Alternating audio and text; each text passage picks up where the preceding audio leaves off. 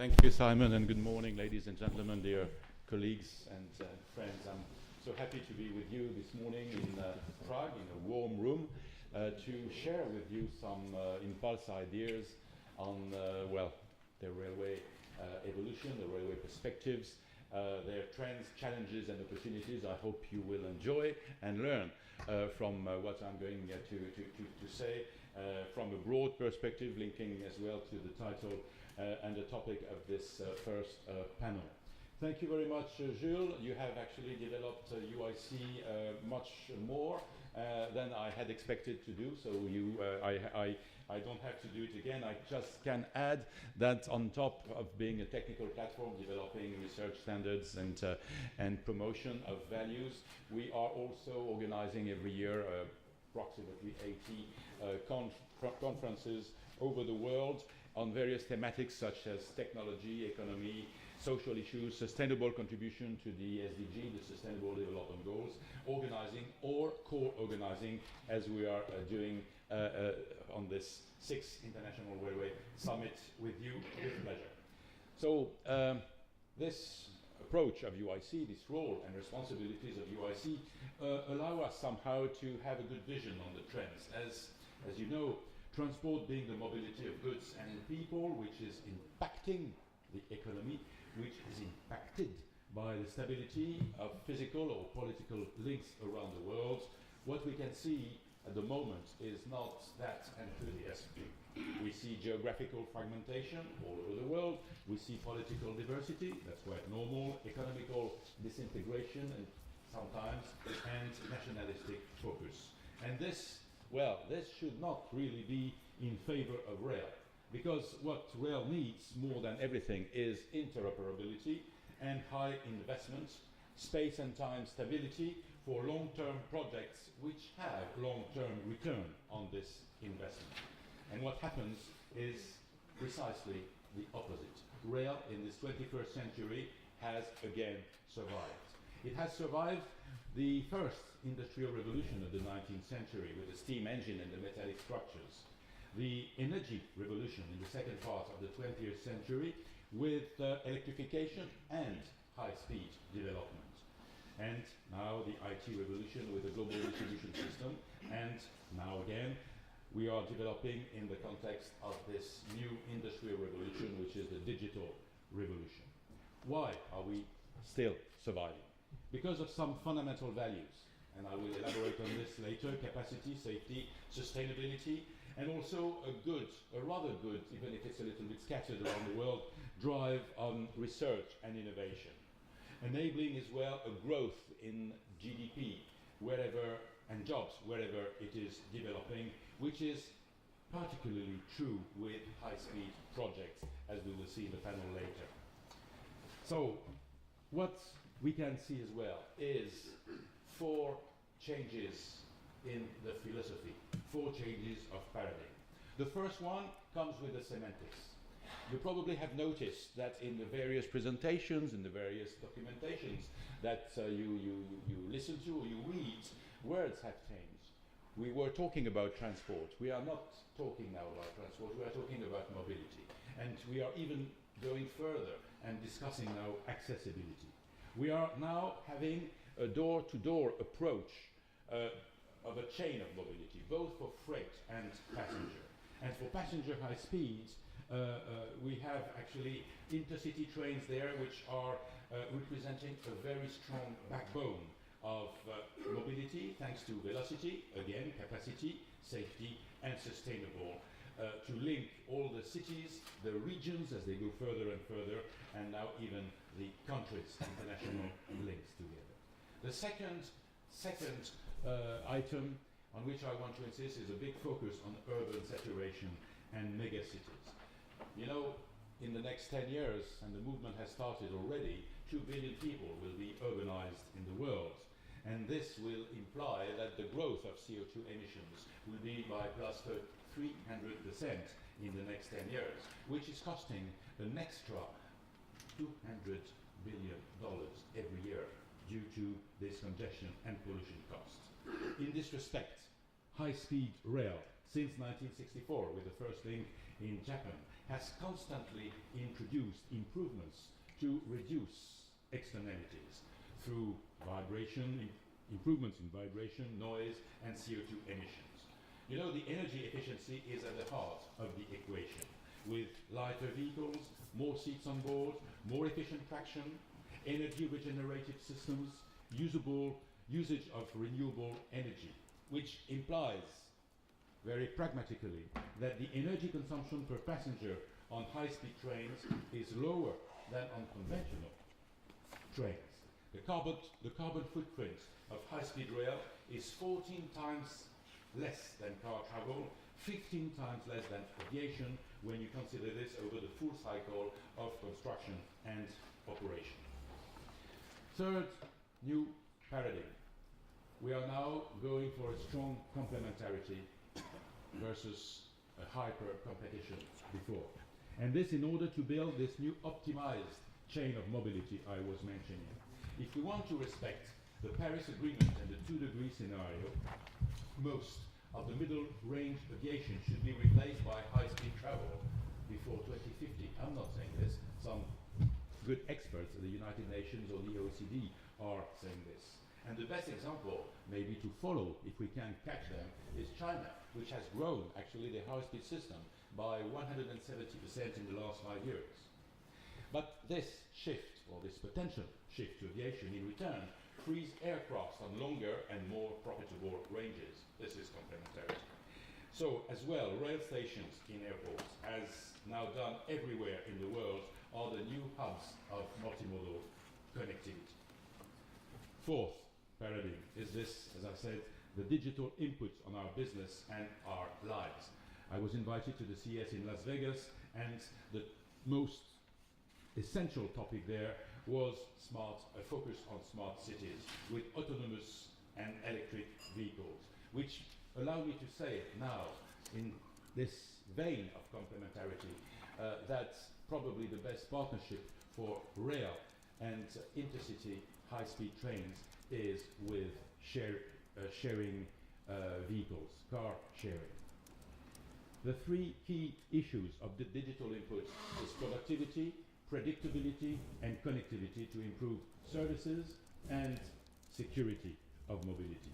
And there again, innovation of services, maintenance, capacity of trains, density of infrastructure can improve the business model of high-speed rail.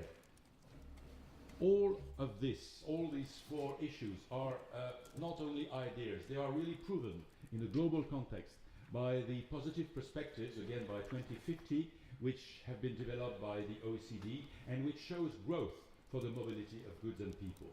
For freight, all modes together, traffic will be multiplied by 4, with a shift from North Atlantic to North Pacific, with intracontinental increase in Africa by 7-fold, in Asia by 4-fold. And for the passenger mobility, the growth is expected to be around 50%, but also with a boom on intra-urban mobility. One figure here is striking. In the developing countries, the deficit in urban infrastructure is equivalent to 6% of the GDP, when since 2008 it has only been 1% invested. And in some countries, in developed countries, no more than 1 or 2%. So there is still a big gap to catch up, which means that a new social and economic model of a transportation mix must be invented. Intra-urban must be more environmental, inter-urban has more capacity and lower cost to achieve. So the challenges to answer these trends are very important, with a priority given to urban mobility. All modes will have to work together, taking into account social and economical issues, environmental goals, modal complementarity, and the management of interfaces between intra and intercity mobility. All these ideas, all these approaches are also sustained by forecasts of very important investment. In the next, say, 10-15 years, it's more than $11 billion that will be invested all modes. But what is striking is that 40%, which is approximately $5,000 billion, will be invested in rail projects by 2030. And this will be used in 4 major issues: renovation of infrastructure, construction of new lines and the missing links, to finalize interregional and intercontinental corridors, high-speed lines, intelligent management of assets and capacity thanks to the new possibilities, progress of information technology. I will now elaborate a little further, if I can, with 5 major trends that can be identified in the framework of the strategic development goals for a sustainable and safe mobility system with rail, you understand, as the backbone of this new mix. First, as I said, is better complementarity rather than competition between modes. And in this perspective, smart stations in smart cities and hubs, logistical hubs for freight, are the new articulations in this new freight or passenger logistical chains. Second is corridors. Corridors are being developed. In Europe, we know, of course, the 10 existing corridors, but new ones are coming, such as the Rail Baltica. We have friends from this region here, but also the Finland to Caucasus, the Ebre in Spain, the Trans-Siberian, and of course the Obor, the Silk Roads or railroads developed between the Asian markets and Western Europe. You know that these markets represent exchanges worth $1,000 billion every year, and the market share there for rail is only 1%. So there is a big potential there. We are not going to do it all, but if we go from 1 to 5, because we can increase the speed of, or the time of travel between these markets by 50%, then we can make actually a good drive. And even some members of UIC are now trying to imagine or even developing high-speed trains for freight between Asia and Europe. Number 3, drive. We have to become an actor and a vector of this new industrial revolution of the digital inputs, as we were in the 19th century. Through the information technology evolution, Internet of Things, blockchain, it is estimated that 10 to 15 trillion dollars will be added to the global GDP. Impact services with information and ticketing, predictive maintenance, satellite signaling, cybersecurity, among other issues. Fourth trend, we have to capitalize, of course, on the fact that rail is a very sustainable mode of transport. In terms of CO2 emissions, you all know that transport represents 25% and rail only 1% of this share. But there has been a lot of improvements since 2005 in terms of freight and passenger emissions and energy consumption in ton kilometers and passenger kilometers. Developing intelligent mobility in a new optimized and sustainable transportation mix can contribute largely to a number of these sustainable development goals and the 2-degree scenario. But we have now to go from what we are professionally calling the mitigation, which is actually the reduction of CO2s, to adaptation, which is actually building together resilient systems. Fifth driver is research and innovation. We need boosters here. We have Shift to Rail in Europe. Everybody knows about it. We have at the world level with UIC the International Rail Research Board. Innovation must, in priority, double the capacity of infra, increase by 50% the viability of equipment, reduce by 50% the life cycle costs, and improve services and, again, cyber security. Here, the digital input on systems and services can probably be a good way to remodel an efficient partnership between operators and manufacturers. Let me now highlight with some easy acronyms to remember what was developed by UIC and the UN as the Sustainable Strategy for Sustainable Mobility. That was a report which is accessible on our website and which has developed a number of ideas, among which actually 5 I's, 5 big C's, and 5 small C's. Easy to remember. So I will develop this. 5 I's. The first I is infrastructure. There is no mobility without infrastructure. UIC for rail represents approximately 1 million kilometers of infrastructure, and we have highlighted with our members and our partners as many as 1,500 projects and representing 150,000 kilometers of new infrastructure or remodeled infrastructure to be more sustainable. Among all of these, you have 12 high-speed projects, either under study or under construction. You know about them, a number in Europe, okay, I will not highlight them, but you have Russia, Morocco, Saudi, we have a Saudi friend there, he will talk about it later. India has just decided to embark on this high-speed project. China, of course, needless to say, which is now the biggest actually high-speed network in the world. California is getting into it, Malaysia is actually having ideas, South America as well. Infrastructure needs the second I, investment. And there as well, investment is the key. I mentioned some figures, but these figures, according to the experts to reach the goals, the SDG, say that it is too little. It should be actually 2 trillion per year invested, rather than 5 trillion over the next 10, 15 years. But if you look and you compare to business as usual, you know that the savings that can be made for society in terms of CO2s, accidents, decongestion, pollution, whatever, is equivalent to $100 trillion saved in the next 20 years. So actually this makes, even if we are wrong by 50%, a virtuous circle of investment, of profitability. But in terms of profitability, here is something that we are pushing.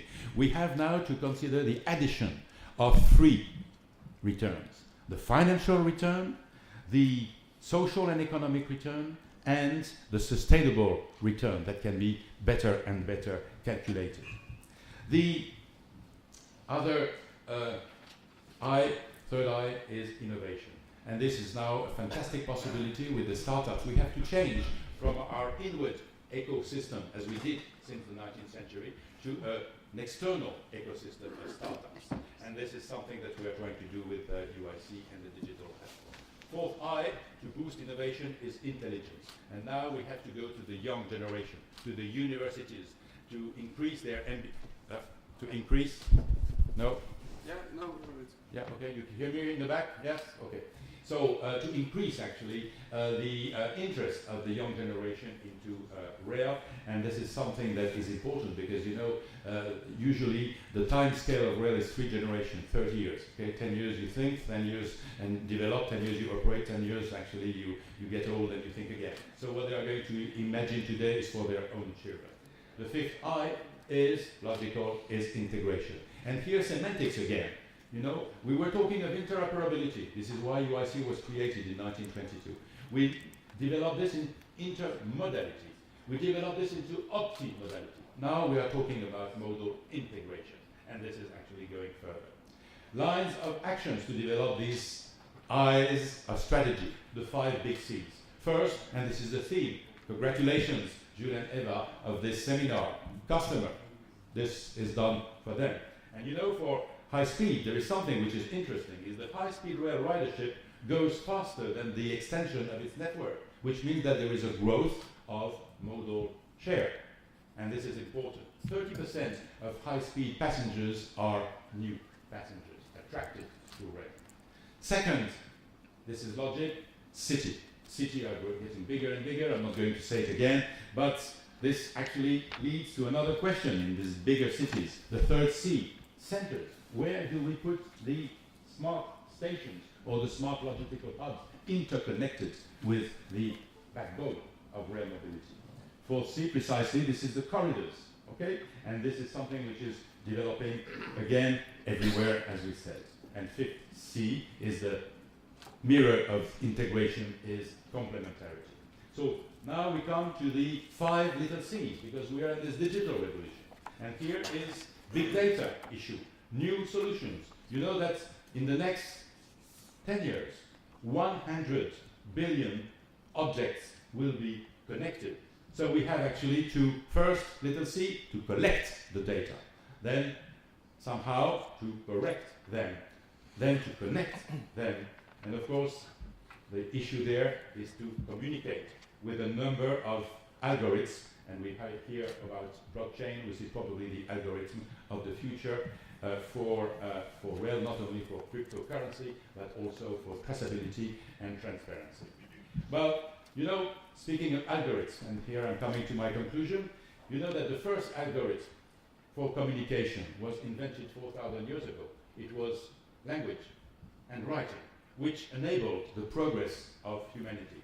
So let me make a joke here. Before the IoT and the information technology, the first information transmission evolution was the web of IOP, the Internet of Persons. And this leads me to explain again the philosophy of UIC, which relies on three keywords: to open, to share, and to connect. So let me conclude with a few messages here, because we have to remember that there is no such smart system or smart high-speed mobility and trains without smart people. And that the human mind must be stronger than any other system, whether it is technical, economical, political, and above all, ideological.